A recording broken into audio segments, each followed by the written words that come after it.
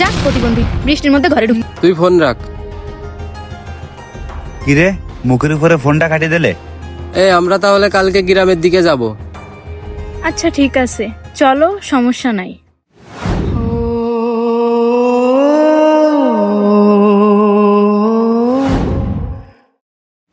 দেখো এটা আমাদের গ্রাম, বুঝছো? দেখো এই যে এই সাইডে আমাদের বাসা আর সামনে আমার কাকাদের বাসা। যাই হোক, গ্রামটা তোমার কেমন লাগলো? গ্রামটা বেশ সুন্দরই তো। এই যে আমাদের বাসায় চলে আসছি।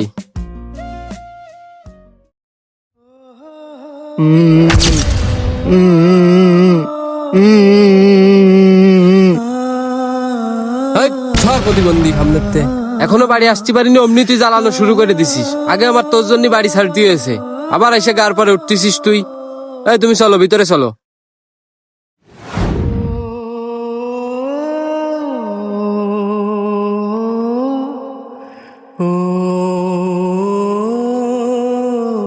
যা